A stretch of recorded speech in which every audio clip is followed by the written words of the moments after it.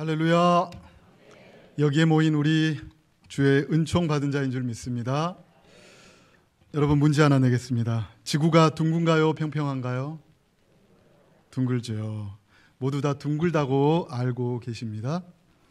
그런데 여러분, 우주에서 찍은 둥근 지구 사진 말고 직접 둥근 지구 눈으로 보신 적 있습니까? 네, 비행기 타고 나는 보신 적 있다 생각하시는 분들 계실지 모르겠어요. 그런데 여객기 높이에서는 지구가 둥근 모습이 거의 보이지 않는다고 합니다.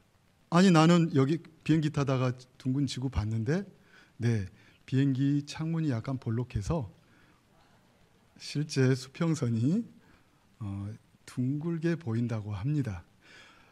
정찰기 정도, 아주 높이 나는 정찰기 정도 되면 이렇게 눈으로 지구가 둥근 모습이 보이고요. 아예 지구 밖으로 우주로 나가서 이제 보면 정말로 우주선을 타고 보면 지구가 둥글다는 모습을 분명히 확인할 수 있다고 합니다. 그런데 요새도 지구가 평평하다고 믿고 있는 사람이 있다는 사실 아십니까?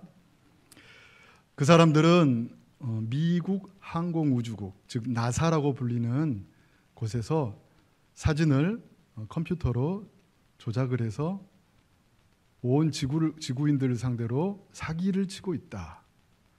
지구는 둥글지 않고 평평하다고 해서 평평한 지구 국제학회라는 것도 만들어서 국제회의도 열고 논문도 발표한다고 합니다. 과학을 부정하는 사람들을 연구하는 리 맥킨타이어라는 박사가 있는데요.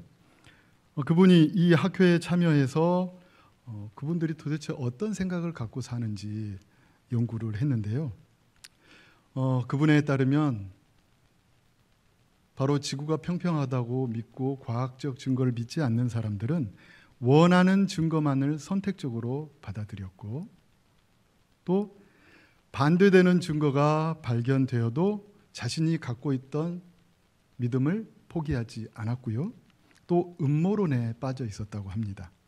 그리고 진짜 전문가의 의견은 무시하고 가짜 전문가에 의존하는 경향들이 있었다고 합니다. 사실 우리가 일상 속에서 직관적으로 보기에는 지구가 평평한 것 같지 않습니까? 우리가 살아가면서 지구가 둥글다고 느끼며 살지는 않지요. 그런데 우리가 먼 여행을 갈 때, 배를 타고 항해를 할 때 지구가 둥글다는 것을 계산하지 않으면 원하는 목적지에 도달할 가능성이 아주 희박하게 되지요. 이렇게 가까이서 보는 것과 멀리서 보는 것에 차이가 있습니다. 가까이서 봤을 때 직관적으로 느껴지는 사실만을 확장해가지고 전체에 대한 이론을 세우면 문제가 생길 수 있겠죠. 성경을 해석하는 것도 이와 비슷한 점이 있습니다. 물론 하나님을 아는 지식은 과학적인 지식과는 차이가 있어서 인격적인 지식이고 하나님의 계시를 통해서 알게 되는 지식이지요. 하나님의 궁극적인 계시, 하나님이 내가 누군지 드러내신 궁극적인 계시는 바로 예수 그리스도 자체이시고요. 또한 성령의 감동으로 기록된 성경 말씀입니다. 우리는 성경을 기록하도록 영감을 주신 성령의 도우심을 구하는 기도 속에서, 또 성경 전체를 조망하면서 세부적인 연구를 해갈 때 비로소 성경을 올바로 해석할 수 있습니다. 성경 일부분에 대한 특정한 해석을 확장해가지고 어떤 교리를 세워서는 안 되는 것이지요. 성경의 기록 목적, 저자, 수신자, 역사적 배경, 문학 양식, 문맥, 그리고 다른 성경과의 관계 등을 종합적으로 고려할 때 올바른 가르침을 발견할 수 있는 것입니다. 그런데 성경 구절을 미리 어떤 생각이나 조건을 깔고서 자기 마음대로 해석하는 사람들도 있습니다. 언뜻 들으면 맞는 말 같고 새롭고 신선하게 느껴지기까지 하는데요. 하지만 틀린 주장인 것이지요. 이런 사람들을 이단이라고 부릅니다. 정통적인 가르침을 하는 교회도 약간의 의견 차이가 있을 수는 있습니다. 당연하죠. 하나님의 계시를 인식하는 인간의 지각 능력이 한계가 있기 때문입니다. 그래서 그런 사소한 차이는 별 문제가 되지 않습니다.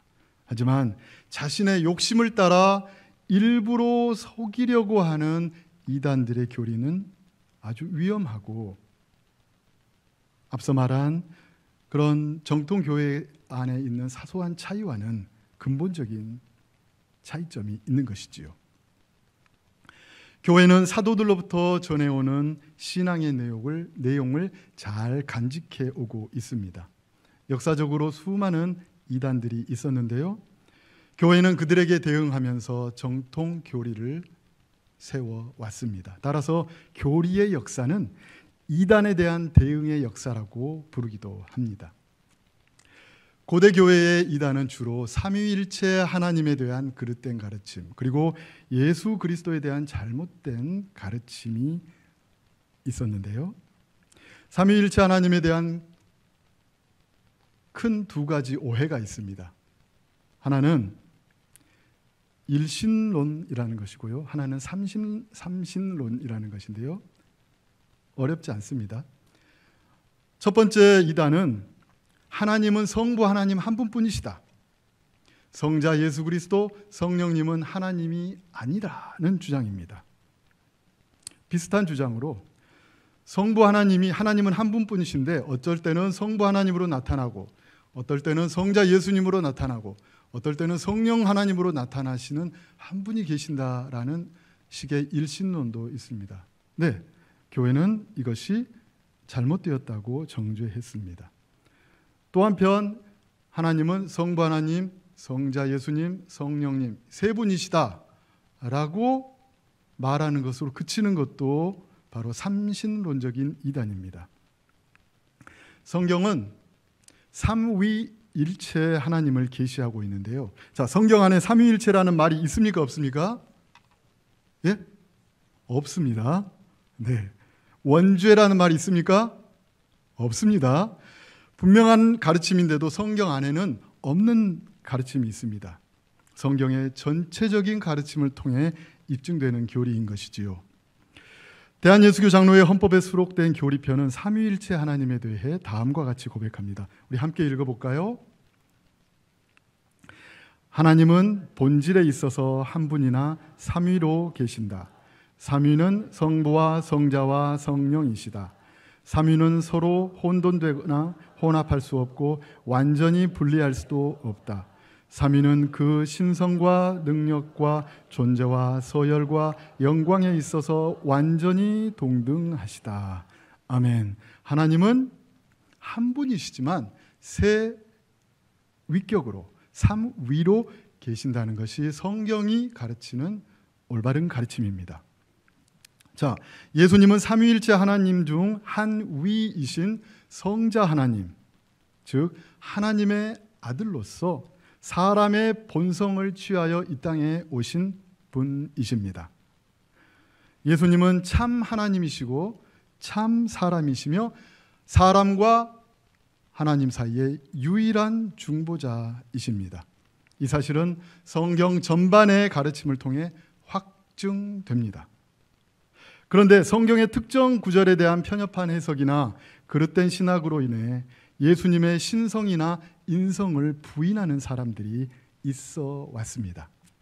고대의 영지주의자들은 신적 존재인 예수님이 저급한 사람의 몸을 입고 오실 리가 없다고 생각하여 예수님의 인성을 부인했습니다.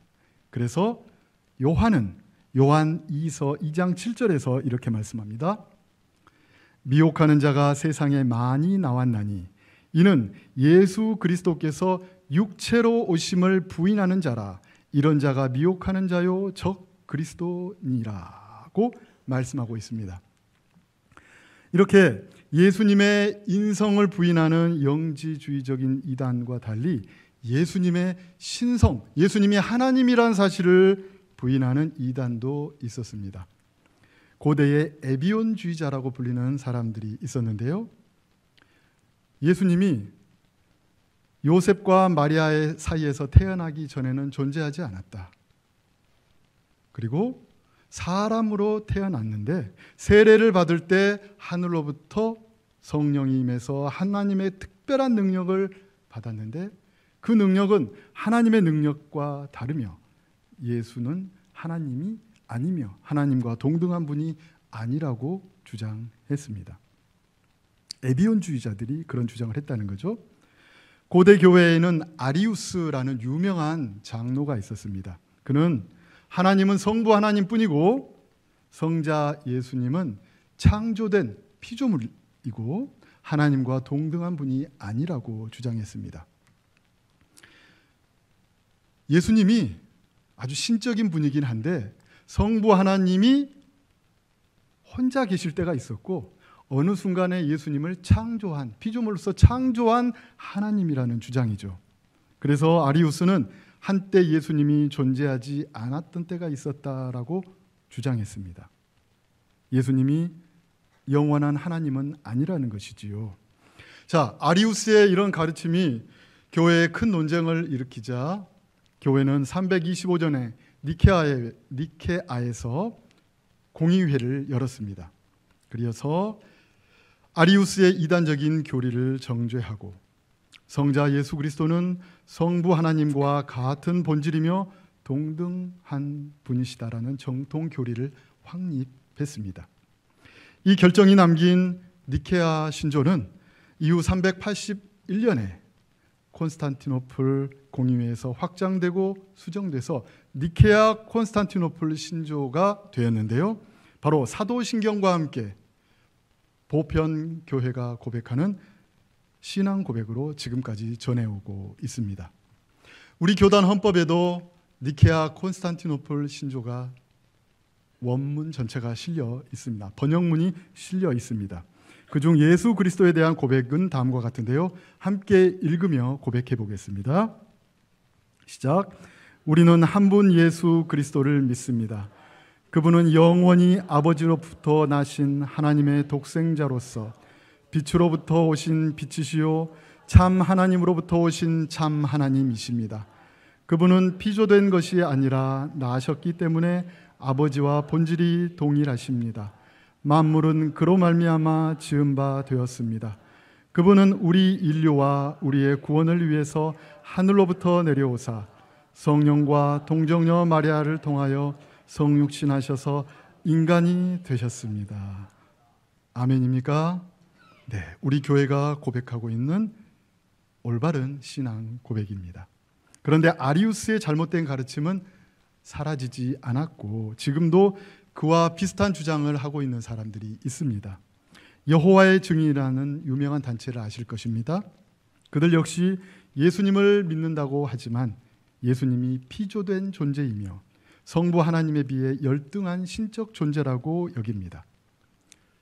요새 유행하는 신천지도 마찬가지입니다. 신천지도 예수님을 하나님의 아들이라고 부르기는 하지만 예수님이 성부와 동일한 본질을 가지신 하나님은 아니라고 말합니다. 신천지는 삼위일체 교리를 부정합니다. 예수님의 완전한 신성과 인성도 부정합니다. 따라서 예수님을 믿음으로 구원을 얻는 사실도 부정합니다. 그래서 그리스도인들이 예수 그리스도를 믿음으로 구원을 받았다고 고백하면 속으로 비웃습니다. 그런데 여호와의 증인은 솔직하기라도 합니다. 신천지는 거짓말로 자신의 정체를 감추고 교회에 몰래 스며들어와 믿는 척을 하며 속이기까지 합니다. 그들은 정통교회를 바벨론 교회라고 부르는데요. 바벨론 탐방을 합니다. 그리고 바벨론 교회의 목사의 설교를 들으면 영이 죽는다고 가르칩니다. 그래서 설교를 들을 때 계속 안 들으려고 딴 생각을 하면서 갖은 노력을 합니다. 어쩌다가 이런 악성 변종이 생겨났는지 참으로 안타깝고 참담한 마음이 들기까지 합니다. 에비온주의자, 아리우스, 여호와의 증인, 신천지는 예수님의 신성을 부인하는 자들입니다. 그들은 성경의 일부 구절을 자기 마음대로 해석하면서 자신들의 주장을 펼치는데요. 그들이 근거로 삼는 구절 중 몇 구절만 살펴보도록 하겠습니다. 요한복음 14장 28절 하반절을 보면 아버지는 나보다 크심이라는 구절이 있습니다. 그들은 정말 지구 평평론자처럼 이 구절을 가지고 성부 하나님이 자기보다 크다고 예수님이 말씀하셨기 때문에 성자는 성부와 동등한 신성을 가진 분이 아니라고 주장합니다. 그런데 이 말씀은 존재의 본질에 있어서 성부 하나님이 성자 예수님보다 더 높은 존재란 뜻이 아닙니다. 예수님이 사람의 몸을 입고 이 땅에 오셔서 사역하셨을 때에는 성부 하나님께 겸손하게 순종하는 위치에 계셨다는 의미이지요. 빌립보서 2장 6절 7절을 보면 그는 근본 하나님의 본체시나 하나님과 동등됨을 취할 것으로 여기지 아니하시고 오히려 자기를 비워 종의 형체를 가지사 사람들과 같이 되셨고라고 말씀합니다. 예수님은 본질적으로 하나님과 동등하신 분, 즉 하나님의 본체이시지만 성육신을 통해 자기를 낮추셨다고 말씀합니다. 요한복음 14장 28절에 아버지는 나보다 크심이라는 말씀은 성육신 하신 상태에서 예수님의 겸손한 순종과 역할의 차이를 반영한 말씀으로 본질적으로 성자 예수님이 성부 하나님보다 열등하다는 뜻은 아닌 것입니다. 다른 한 구절을 살펴보겠습니다. 골로새서 1장 15절은 그는 보이지 아니하는 하나님의 형상이요 모든 피조물보다 먼저 나신 이인이라고 예수님에 대해 말씀하고 있습니다. 이 말씀 중 모든 피조물보다 먼저 나신 이라는 표현 때문에 그들은 예수님이 첫 번째 피조물이 아니냐, 성부와 동일한 참 하나님이 아니지 않느냐라고 주장하는 것인데요. 그런데 여기서 먼저 나신 이에 사용되는 원어는 시간적으로 첫 번째라는 의미가 아니라 특권과 우월성을 강조하는 단어입니다. 즉, 이 말씀은 예수님이 피조물 중 첫 번째라는 뜻이 아니라 피조물 위에 계신 분이라는 뜻이지요. 그리스도께 최고의 탁월성과 영예와 위엄을 돌리는 표현으로 사용된 것입니다. 이어지는 골로새서 16장 17절에서 바울은 예수님이 피조물이 아니라 창조주이심을 분명히 밝힙니다. 제가 한번 읽어보겠습니다. 만물이 그에게서 창조되되 하늘과 땅에서 보이는 것들과 보이지 않는 것들과 혹은 왕권들이나 주권들이나 통치자들이나 권세들이나 만물이 다 그로 말미암고 그를 위하여 창조되었고 또한 그가 만물보다 먼저 계시고 만물이 그 안에 함께 섰느니라. 이 밖에도 그들이 예수님의 신성을 부정하기 위해서 내세우는 구절들이 많이 있지만 일일이 다 언급하며 반박하지는 않고 예수님의 신성을 분명하게 입증하는 구절 중 하나인 요한복음 1장 1절에서 3절을 살펴본 후에 오늘 본문 말씀을 살펴보도록 하겠습니다. 먼저 요한복음 1장 1절에서 3절을 함께 읽겠습니다. 시작. 태초에 말씀이 계시니라. 이 말씀이 하나님과 함께 계셨으니 이 말씀은 곧 하나님이시니라. 그가 태초에 하나님과 함께 계셨고 만물이 그로 말미암아 지은 바 되었으니 지은 것이 하나도 그가 없이는 된 것이 없느니라. 여기서 말씀, 태초에 말씀이 계시니라 했을 때 이 말씀은 바로 예수님을 뜻합니다. 말씀이신 예수님이 태초에 하나님과 함께 계셨는데 말씀이신 예수님이 곧 하나님이라고 말합니다. 예수님은 태초에 성부 하나님과 함께 계셨고 만물이 예수님을 통해 지음을 받았습니다. 즉 예수님이 창조주시라는 것이지요. 참고로 여기서 태초는 창세기 1장 1절에 나오는 태초와 뜻이 약간 다릅니다. 창세기 태초와 달리 여기서의 태초는 영원 전, 즉 시간이라는 것이 시작되기 전을 뜻합니다. 바로 예수님은 영원 전에 하나님으로부터 나신 독생자로 하나님의 피조물이 아니라 하나님과 동등하신 분으로서 만물을 지으신 창조주이신 것입니다. 이제 오늘 본문 요한계시록 말씀으로 넘어가 보겠습니다. 요한계시록 1장 8절에서 하나님은 다음과 같이 묘사되어 있습니다. 요한계시록 1장 8절을 함께 읽어보겠습니다. 주 하나님이 이르시되 나는 알파와 오메가라. 이제도 있고 전에도 있었고 장차 올 자요 전능한 자라 하시더라. 알파와 오메가라는 말은 한글로 치면 기어기어 히읗이라 할 수 있습니다. 시작과 끝이라는 뜻입니다. 자, 주 하나님께서는 자신을 알파와 오메가라고 부르셨는데요, 오늘 말씀을 보면 하나님에 대한 이 칭호를 예수님이 사용하고 계십니다. 오늘 본문 13절을 함께 읽겠습니다. 시작. 나는 알파와 오메가요 처음과 마지막이요 시작과 마침이라. 이 말씀을 통해서도 우리는 예수님이 하나님이심을 알 수 있습니다. 예수님은 태초부터 하나님과 함께 계셨고 세상 끝날에 다시 오셔서 세상을 심판하실 것입니다. 예수님은 각 사람에게 그가 행한 대로 갚으실 것입니다. 예수 그리스도의 피에 자신의 두루마기를 빠는 자, 즉 예수님을 믿고 예수님의 십자가 공로를 힘입어 죄 씻음을 받고 선한 행실로서 그 믿음의 진실성을 드러낸 사람은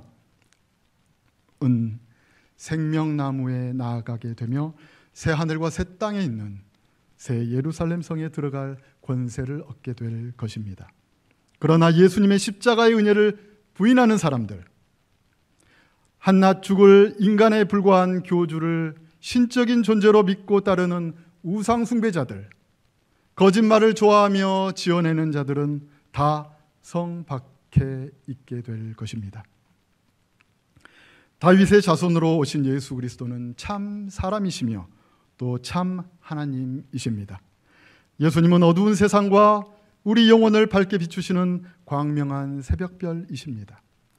교회는 예수님에 대한 올바른 가르침과 신앙을 위해 지금껏 싸워왔습니다. 이단들은 때때로 전염병처럼 창궐하여 많은 영혼들을 위협하며 삼켰지만 예수 그리스도의 교회는 사도적인 가르침을 지금까지 계승해 오고 있습니다. 이단들은 예수님의 신성을 부인하고 예수님께서 십자가에서 이루신 완전한 구원을 깎아내립니다. 왜 그럴까요? 그 이유 중 하나는 교주가 끼어들 틈을 얻기 위해서입니다. 예수님께서 구원을 다 이루셨다면 교주의 가르침이 끼어들 틈이 없으니 예수님을 통해 주어진 완전한 구원을 부인하고 교주의 가르침을 통해 구원이 완성된다고 가르치면서 사람을 미혹하고 통제하려는 것입니다. 그러나 예수님은 십자가에서 구원을 다 이루셨습니다. 우리 함께 요한복음 19장 30절을 읽겠습니다. 예수께서 신 포도주를 받으신 후에 이르시되 다 이루었다 하시고 머리를 숙이니 영원히 떠나가시니라. 예수 그리스도께서 십자가에서 이루신 구원은 완전한 구원입니다. 예수님은 죄가 없으신 참 사람이자 참 하나님으로서 십자가에서 온 세상의 죄값을 다 치르시고 부활하심으로 죄와 죽음에 대한 승리를 입증하셨습니다. 그러므로 사도행전 10장 43절에 기록된 말씀처럼 예수님을 믿는 사람들은 다 예수님의 이름을 힘입어 죄사함을 받게 될 것입니다. 우리 함께 사도행전 10장 43절 하반절을 읽겠습니다. 그를 믿는 사람들은 다 그의 이름을 힘입어 죄사함을 받는다 하였느니라. 아멘입니까? 네, 그렇습니다. 이단들이 들쑤시고 일어나는 것을 하나님이 왜 허락하시는지 그 이유를 다 알 수는 없습니다. 하지만 데살로니가후서 2장 11절 12절을 말씀해서 그 이유 중 하나를 발견할 수 있습니다. 이러므로 하나님이 미혹의 역사를 그들에게 보내사 거짓 것을 믿게 하심은 진리를 믿지 않고 불의를 좋아하는 모든 자들로 하여금 심판을 받게 하려 하심이라. 하나님께서 이단을 허락하시는 이유 중 하나는 진리를 믿지 않고 불의를 좋아하는 사람들로 심판을 받게 하시려는 것입니다.